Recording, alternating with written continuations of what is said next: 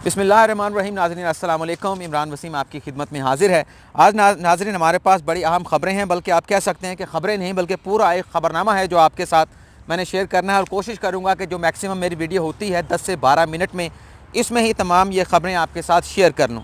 आज supreme court में पंजाब की 56 कंपनियों से मुतल्लिक़ केस की समाअत थी। तो इस केस की समाअत के दौरान चीफ जस्टिस ऑफ पाकिस्तान ने इन 56 कंपनियों को ईस्ट इंडिया कंपनी, जो कि बरतानिया की कंपनी थी, बरतानिया से यहाँ हिंदुस्तान में कारोबार के लिए आई, और फिर किस तरह से उन्होंने अपने कारोबार को तोसी देते हुए पूरे हिंदुस्तान के ऊपर अपना कब्ज़ा कर लिया। तो ये बात जो है उन्होंने की है चीफ जस्टिस ऑफ पाकिस्तान ने, कि तशबीह दी है इन कंपनियों को ईस्ट इंडिया कंपनी से। और इसके अलावा पंजाब हुकूमत ने क्या रिपोर्ट पेश की है इन कंपनियों के हवाले से, नैब ने क्या रिपोर्ट की है, और इसके साथ साथ आपको ये भी बताएंगे कि जस्टिस काजी फ़ाइज़ ईसा जिनके खिलाफ रेफरेंस दायर किया है, सदारती रेफरेंस दायर किया गया है, जब ये रेफरेंस दायर हुआ था उन्होंने 3 खतूत जो है वो सदर मुमलिकत को लिखे थे। उन 3 खतूत के बारे में आप जानते हैं, लेकिन एक चौथा ख़त भी जस्टिस काजी फ़ाइज़ ईसा की जानिब से लिखा गया है। आज की इस वीडियो में आपको ये भी बताएंगे कि ये चौथा ख़त किसे लिखा गया है और क्यों लिखा गया है। और जो पिछली वीडियो में मैंने आपको बताया था कि जस्टिस काजी फ़ाइज़ ईसा की जो अहलियाँ हैं इन फ़ॉरेन प्रॉपर्टीज़ के हवाले से कुछ डिस्क्लोजर करना चाहती हैं, और इस हवाले से उन्होंने FBI से रब्ता भी किया है। और अदालत ने अटॉर्नी जनरल को ये हिदायत की थी कि इस राब्ते की तस्दीक करके जो मिसेस ईसा ने FBI से किया है, इसकी तस्दीक करके रिपोर्ट जो है वो अदालत में दी जाए, और अगर कोई वो डिस्क्लोजर करते हैं तो उसको भी अदालत के साथ शेयर किया जाए। तो ये भी आपके साथ शेयर करेंगे। लेकिन सबसे पहले आपको जो छोटी छोटी खबरें हैं आसिफ अली जरदारी के हवाले से, फरियाल तालपुर के हवाले से और BRT प्रोजेक्ट के हवाले से, वो आपके साथ शेयर कर लेते हैं। नाज़रीन, आपको मालूम है कि 11 दिसंबर और 17 दिसंबर को इस्लामाबाद हाई कोर्ट ने साबिक सदर आसिफ अली जरदारी और फरियाल तालपुर की ज़मानतें मंजूर कर ली थी फेक अकाउंट केस में। और उस वक्त नैब की जानिब से ये स्टेटमेंट सामने आया था कि हम इन ज़मानतों को सुप्रीम कोर्ट में चैलेंज करेंगे। तो आज जब ये सुप्रीम कोर्ट में समाअत हुई है 56 कंपनियों की, यहाँ पर आपको ये भी बता दें कि ये 56 कंपनियाँ नहीं हैं। आज जो डॉक्यूमेंट जमा कराए गए हैं इसके मुताबिक ये 71 कंपनियाँ हैं, और इस वक्त भी 71 कंपनियों में से 48 कंपनियाँ चल रही हैं और 23 कंपनियाँ जो है वो बंद की जा चुकी हैं या इनएक्टिव हो चुकी हैं। तो इसमें नैब के हुकाम आए हुए थे, उनसे हमने ये दरियाफ़्त किया कि आप आसिफ अली जरदारी और फरियाल तालपुर की बेल कैंसिलेशन के लिए सुप्रीम कोर्ट से कब रुजू कर रहे हैं। तो एक ख़बर तो मैंने आपको पहले बताया कि जब ज़मानत हुई थी तो नैब की जानिब से बयान आया था कि हम इनको चैलेंज करेंगे। लेकिन आज जो हमारी सोर्स से बात हुई उनकी जानिब से ये बताया गया है कि अगले हफ्ते नैब की एग्जेक्टिव बोर्ड मीटिंग होना है, तो इसमें फ़ैसला किया जाएगा कि आसिफ अली जरदारी और फरियाल तालपुर की जो ज़मानत इस्लामाबाद हाई कोर्ट से मंजूर हुई है उसे सुप्रीम कोर्ट में चैलेंज करना है कि नहीं। यानी कि अभी तक ये ताहाल फ़ैसला नहीं हो पाया कि फरियाल तालपुर और आसिफ अली जरदारी की बेल को जो है चैलेंज किया जाए क्या नहीं, बल्कि अगले हफ्ते इस पर हतमी फ़ैसला जो वो होगा। BRT का मनसूबा नाज़रीन आपको मालूम है पाकिस्तान तहरीक इंसाफ की हुकूमत ने पेशावर में शुरू किया। उस हवाले से बहुत ज़्यादा जो है वो कंट्रोवर्सी चल रही है। पेशावर हाई कोर्ट के पास 2 लिटिगेंट गए थे, 2 एप्लीकेंट गए थे कि उनके घरों के सामने ये BRT के पिलर्स बना दिए गए हैं, जिसकी वजह से उन्हें बहुत सारे मसाइल का सामना है। और इस्तदा पेशावर हाई कोर्ट से ये की गई थी कि इन पिलर्स को यहाँ से हटा दिया जाए। लेकिन पेशावर हाई कोर्ट ने उस मुकदमे में FIA को ये हुक्म दे दिया कि BRT पेशावर मेट्रो बस मंसूबे की मुकम्मल तहकीकात करके जो है वो रिपोर्ट जो है वो दी जाए। और इस फैसले को KP हुकूमत ने सुप्रीम कोर्ट में चैलेंज किया था। तो आज इस मुकदमे की पहली समाअत थी। तो इसमें डेवलपमेंट ये हुई है, एक तो सुप्रीम कोर्ट ने FIA को BRT प्रोजेक्ट की तहकीकात करने से रोक दिया है। लेकिन जो सबसे अहम जो डेवलपमेंट हुई है वो ये हुई है, अदालत ने कुछ तफसीलात मांगी हैं KP हुकूमत से BRT प्रोजेक्ट के हवाले से। एक तो ये बताया जाए कि जब ये मंसूबा कंसीव किया गया, शुरू किया गया, तो इब्तदाई तौर पर इसकी लागत कितनी थी, कितने अरसे में मुकम्मल होना था, और कौन सी डेडलाइन इसकी मुकम्मल तकमील की जो है वो रखी गई थी। और इसमें अदालत ने यह भी पूछा है कि अब ये मंसूबा क्योंकि बहुत ज़्यादा ताख़ीर हो चुकी है, कब जाकर मुकम्मल होगा, और इसकी लागत अब कब हो चुकी है, और कब इसका बाकायदा तौर पर इफ्तिताह होगा और इस पर मेट्रो ट्रेन जो है वो चलना शुरू हो जाएगी। वैसे तो आज KP हुकूमत के वकील ने अदालत को बता दिया है कि 31 जुलाई 2020 को इस पर ट्रेन जो है वो बाकायदा तौर पर चलना शुरू हो जाएगी। लेकिन पिछले दिनों पेशावर के हुकूमत के जो वज़ीर हैं शौकत यूसुफजई, उनकी जानिब से कहा गया था कि 23 मार्च की हमने कंट्रैक्टर को डेडलाइन दी है, तो 23 मार्च 2020 से पेशावर जो मेट्रो है वो चलना शुरू हो जाएगी। लेकिन अदालत में जो है वो 31 जुलाई 2020 की आज तारीख जो है वो दे दी गई है। तो उसके बाद अब हम बात कर लेते हैं, बल्कि पहले हम बात कर लेते हैं जस्टिस काजी फ़ाइज़ के मुकदमे की। और जो चौथा ख़त उनकी जानिब से लिखा गया है वो किसको लिखा गया है। आज सुप्रीम कोर्ट में जस्टिस काजी फ़ाइज़ के मुकदमे की समाअत हुई है। तो इसमें जितने भी दरख्वास्त गुजार थे जो जस्टिस काजी फ़ाइज़ के दिफा में सुप्रीम कोर्ट ऑफ पाकिस्तान में आए थे, उनके दलाइल मुकम्मल हो गए हैं। आज बिलावल मंटू साहब ने दलाइल दी हैं और वो वकील थे अपने वालिद साहब आबिद हसन मंटू के, और उनकी जानिब से दलाइल जो दिए गए हैं वो तो गुज़िश्ता दलाइल से भी मैच करते थे। लेकिन एक बात उनकी जानिब से ये की गई है कि ये जो जजेस का कोड ऑफ कंडक्ट है वो इतना अजीब व गरीब है कि इस पर अमल दरामद नहीं हो सकता। और उन्होंने मिसाल इसकी ये भी दी कि जो आर्टिकल 62(1)(f है, जिसके हवाले से साबिक चीफ जस्टिस आसफ सईद खान खोसा ने अपना एक आर्टिकल भी लिखा था, उसमें भी उन्होंने ये कहा था कि ये जो आर्टिकल 62(1)(f है ये आइन के लिए गैर मौफिक है, इस पर अमल नहीं हो सकता। जब उन्होंने ये दलील दी तो उस पर जस्टिस उमरता बंदयाल की जानिब से ये कहा गया कि ये जो आर्टिकल साबिक चीफ जस्टिस ने लिखा था आसफ सईद खान खोसा ने, ये एक एकेडमिक उनकी राय थी, लेकिन जुडिशल राय यह है कि आर्टिकल 62(1)(f के तहत जिस पर भी इसका इतलाक़ होगा, जिस पर भी ये लगाया जाएगा, उसकी इंडोर्समेंट सुप्रीम कोर्ट ये कर चुकी है कि वो ताहयात सियासत से नाअहल होगा, और इस हवाले से सुप्रीम कोर्ट का लार्जर बेंच जो है वो फैसला जो है वो दे चुका है। और इसके बाद जो दलाइल देने के लिए आए थे वो Peshawar high court bar association के वकील थे होती साहब, उनकी जानिब से दलाइल जो दिए गए हैं उन्होंने अपने दलाइल अदालत के सामने ये रखे हैं। हम चौथे ख़त का भी जिक्र करेंगे, मैं उसी तरफ आ रहा हूँ, बस एक विद इन सेकेंड जो है इसको कंक्लूड कर रहा हूँ। होती साहब ने यह कहा कि जो सदर मुमलिकत का ऑफिस होता है वो बड़ा न्यूट्रल होना चाहिए, उसमें जो है वो इम्पार्शियलिटी होनी चाहिए और किसी तरह से भी उसकी सियासी वाबस्तगी नहीं होनी चाहिए। अगर उसने कोई रेफरेंस भेजना है, हुकूमत ने सदर को कोई रेफरेंस भेजा है, तो वो उसका जायज़ा लेने के बाद मुतमिन होते हैं तो फिर इसी सूरत में वो रेफरेंस जो है वो भिजवा सकते हैं।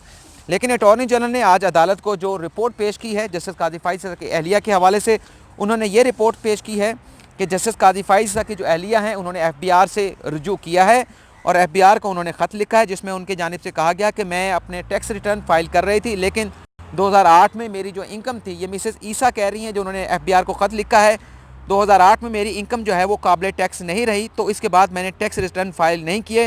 लेकिन अटॉर्नी जनरल कहते हैं कि 2008 के बाद भी मिसेस ईसा जो है वो अपने रिटर्न फाइल करती रहीं।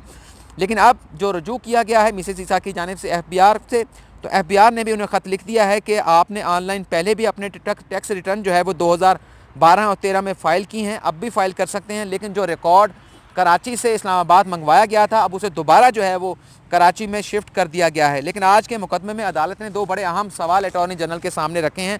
2 हफ्तों के लिए केस की समाअत मुलतवी कर दी गई है। अब अटॉर्नी जनरल ने दलाइल देने हैं, तो आप कह सकते हैं बड़े ही दिलचस्प मरहले में ये मुकदमा दाखिल हो गया है। जब जो सदारती रेफरेंस जो हुकूमत ने भेजा था उसमें क्या एलिगेशंस हैं वो उनका दिफा जो है अब अटॉर्नी जनरल फॉर पाकिस्तान करेंगे, लेकिन अदालत ने उन्हें कहा कि आप कल दलाइल दें। तो अटॉर्नी जनरल ने तारीख मांग ली, और जब उनकी जानिब से तारीख मांगी गई तो हमारे जो साफ़ी वहाँ पर बैठे थे उनकी जानिब से कहा कि अटॉर्नी जनरल है कि एडजमेंट जनरल है कि अगर उनके दलाइल की बारी आई तो वह एडजमेंट मांग रहे हैं 2 हफ्तों की कि मुझे अभी इस केस की तैयारी करनी है। तो अदालत ने उन्हें 2 हफ्ता का वक्त दिया है, लेकिन अदालत ने कहा जी सवाल 2 बड़े अहम हैं। एक सवाल तो ये है कि ये जो तहकीकात हुई जस्टिस काजी फाइज़ के ख़िलाफ़, इसको ऑथराइजेशन किसने दी, किसकी इजाज़त से एसेट रिकवरी यूनिट जिसके चेयरमैन शहजाद अकबर हैं, किसकी इजाज़त से उन्होंने तहकीकात की। और दूसरी बात कि जब ये रेफरेंस फाइल हो गया था तो किस कानून के तहत जो हुकूमती फंक्शनरीज थे, जो हुकूमती रिस्पॉन्सिबल लोग थे, किस तरह से उन्होंने प्रेस कॉन्फ्रेंस में इस रेफरेंस के हवाले से मालूमात जो है वो प्रेस कॉन्फ्रेंस में लीक की। इस पर अदालत की जानिब से कहा गया है कि आप सबसे पहले इस नुक्ते के ऊपर जो है वो अपने दलाल दें। और जो जस्टिस काजी फाइज़ का चौथा ख़त है वो जैसे मैंने आपको बताया कि 3 ख़त पहले उनके जाने से जब उनके खिलाफ रेफरेंस दायर हुआ उन्होंने सदर मुमलिकत को लिखे थे, तो अब उन्होंने चौथा ख़त जो है वो हमारी जो यहाँ पर एसोसिएशन है रिपोर्टर्स की, press association of supreme court उसका नाम है, उसके जो प्रेसिडेंट जो नए मुंतखब प्रेसिडेंट हैं अब्दुल कयूम सदीकी, उन्हें ख़त लिखा है जस्टिस काजी फाइज़ की जानिब से। और इस ख़त में पहली मरतबा, इससे पहले भी हमारे हर साल इलेक्शन होते हैं, कभी किसी मुंतखब बॉडी को इस तरह से मुबारकबाद जो है वो किसी जज की जानिब से नहीं दी गई, लेकिन जस्टिस काजी फाइज़ की जानिब से ख़त लिखा गया है जिसे हमारी एसोसिएशन की जानिब से सराहा गया है, जिसमें कहा गया है जस्टिस काजी फाइज़ की जानिब से कि मैं उम्मीद करता हूँ कि नई मुंतखब बॉडी आवाम तक इतलात की सही और दुरुस्त फराहमी की रवायत को बरकरार रखेगी। आज़ादी राय और प्रेस की जो अहमियत है वो बड़ी वाज़ेह है आजकल के दौर में। और उन्होंने ये भी कहा, अपने सेक्रेटरी के थ्रू ये ख़त लिखा कोड एंड कोड, उसमें उनकी जानिब से कहा गया कि आज़ादी राय जो है, जो आर्टिकल 19 है, वो भी आज़ादी राय का बुनियादी हक देता है। और इस लेटर में जो कायदे आज़म का एक कॉल था प्रेस एक्ट 1910 के हवाले से, जो ब्रिटिश गवर्नमेंट ने यहाँ सब कॉन्टिनेंट में जो पाबंदियाँ लगाने के हवाले से जारी किया गया था, उसमें कायदे आज़म का जो कॉल था वो भी कॉपी किया गया है, जिसमें कायदे आज़म की जानिब से कहा गया था कि सहाफ़ियों की जानिब से ईमानदाराना तनकीद हुकूमत और आवाम की सही खिदमत है। तो इस पैराग्राफ को भी इसमें शामिल किया गया है। और इसके अलावा जो सुप्रीम कोर्ट में 56 कंपनियों से मुतल्लिक केस की समाअत हुई, इसमें एक तो चीफ जस्टिस ने कहा कि एक तो ये देखें कि ये ईस्ट इंडिया कंपनी भी इस खिते में आई थी, फिर उसने यहाँ पर क्या किया, तो ये जो 56 कंपनियाँ बनाई गई हैं ये भी मुझे इसी किस्म की चीज़ जो है वो लग रही है। ये चीफ जस्टिस ऑफ पाकिस्तान ने कहा। उन्होंने ये भी कहा कि इन कंपनियों के बनाने की ज़रूरत क्या है, जब हुकूमती मशीनरी मौजूद हैं, वेस्ट मैनेजमेंट के आप इदारे बना लेते हैं, जबकि सैनिटेशन के आपके इदारे मौजूद होते हैं, जब हुकूमती मशीनरी मौजूद है तो इन कंपनियों को बनाने की ज़रूरत क्या है। हुकूमत अपना काम जो है अपने इदारों के ज़रिए चलाए।